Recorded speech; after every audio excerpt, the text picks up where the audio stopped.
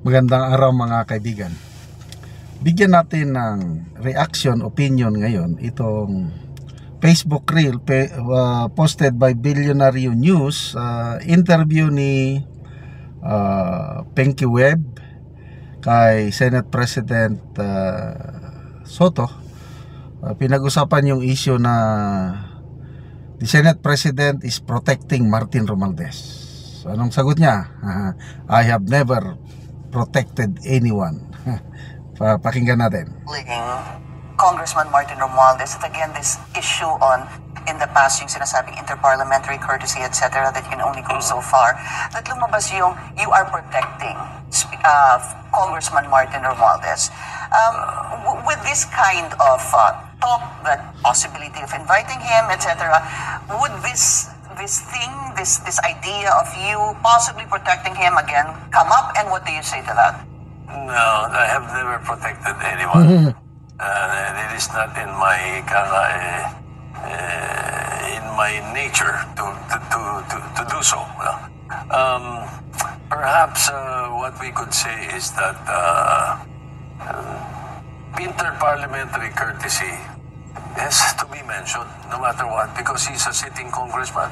Whether he is Martin Romualdez or he is Martin Belga, we have never, and I do not recall the Senate inviting or issuing a subpoena to any member of Congress from the time that I was senator in 1992 up to the... Sabi na, wala pa daw inimbitahan na sitting member of Congress na mag-attend sa Senado Blue Ribbon. I disagree. Kasi nung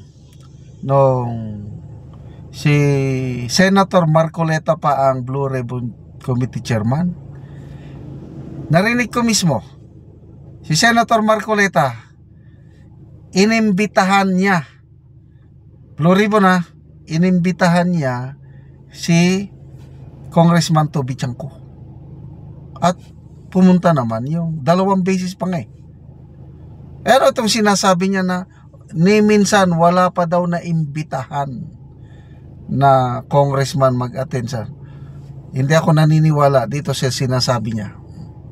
Inviting, yes, you invited Congressman Toby Chanco.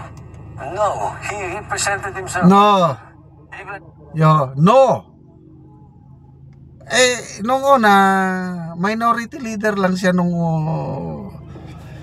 Sinong paniniwalaan natin? Siya? O yung mismong nag-imbita? Inimbitahan ni kaya... anyway, bahala ang taong bayan. Yung sinasabi niya, I have never protected anyone. Bahala ang taong bayan. But kung tatanungin nyo, merong protection. Hindi lang halata. Ching Veloso, Congressman Ching Veloso, during the time that we were investigating the illegal drugs issue in the Visayas, he came on his own. He was not invited. So you don't recall we invite members of House if they are the sponsors of any particular bill. Like, for example, if we are taking up the, let's say, the cityhood of Makati, which I sponsored before, we invited Congressman Joel Arroyo. He was a sponsor in the House to give us a better perspective of why we should make Makati a city. Something like that. So it's not in a controversy. Yeah, not in any controversial issue. Not in a Blue Ribbon investigation. So, as I said, I leave it up to my chairman. But there's always a first, no? Oh, yes. Yes. Ay, wala na tayong sawa with you. Diyan ako nawalan ng gana noon kay Senator Lacson nung sinabi niya na hindi daw pwedeng imbitahan nung hindi pa nag-resign si Saldico. Hindi daw pwede dahil sa interparliamentary courtesy. Kaya sabi ko, wala na. Palusot lang yan, yung interparliamentary courtesy. Pinag-uusapan natin bilyones, trilyones na pera ng taong bayan. Nalulunod na, namamatayan na nga tayo ng mga kababayan. Ito lang, katatapos sa Cebu. Tapos igiit nyo pang interparliamentary courtesy. To me, hindi nakatanggap-tanggap yan. Palusot. So, nasa atin, tambayan, Court of Public Opinion. Tingnan nyo yung nangyari nung bagong upo siya as Senate President. May pinakulong, may kinontempt na yung Brian Hernandez. Pinakulong ni na Senator Marcoleta. Isang tawag lang ni Romualdez, bumigay kaagad si Soto. So, nawalan na ako ng gana, nawalan ako ng tiwala. Hindi katulad nung sa Senado, hindi katulad nung panahon ni Senator Zubiri. May independence ang Senado. Hindi nila kayang diktahan yung powers that be. Yung gusto ng powers that be na ipasa yung People's Initiative o Charter Change, hindi nila kayang Senado. Panahon ni Zubiri. Ganon din, panahon ni Senator Escudero, yung sa impeachment. Wala. Tumayo ng sarili ang mga senador. But ngayon, I'm sorry, opinion ko lang ito, wala na akong tiwala dito sa leadership ni Senator Tito Soto. Kasi nakikita ko is yung direksyon ng Blue Ribbon, pati na rin dito kay Senator Lacson. Yung direksyon ng Blue Ribbon, wala na. Sabi nga ni Senator Cayetano, ano ba ang direksyon ng Blue Ribbon? Tumbukin ang mastermind o siraan ang oposisyon? Sana naman tumbukin yung mastermind dahil kawawan taong bayan na ninakawan ng bilyones, trilyones. Sana naman maawa kayo sa mga biktima ng baha sa Cebu at sa mga future pa na mga magiging biktima. Kalimutan nyo muna ang politika, tumbukin natin ang salarin.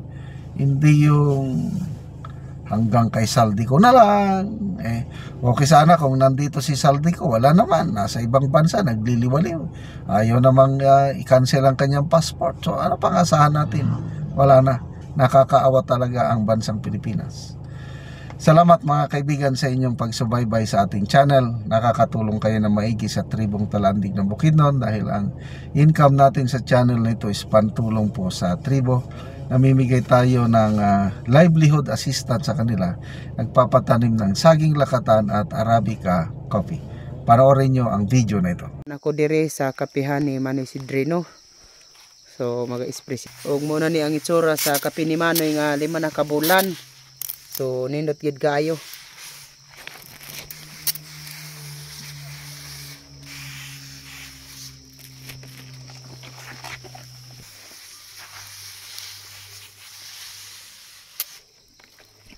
So naanay mga sanga.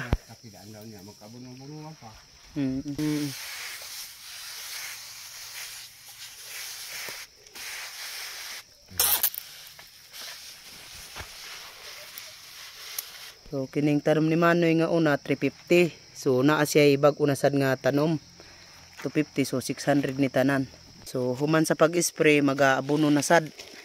So parang magtambok yun. Para nga dali mamunga.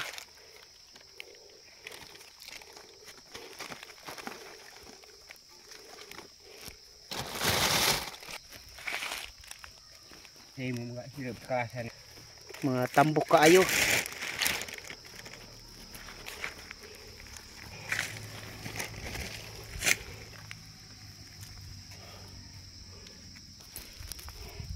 So maupod ni ang ikaduhang tanom ni Manoy Sidrino nga kape.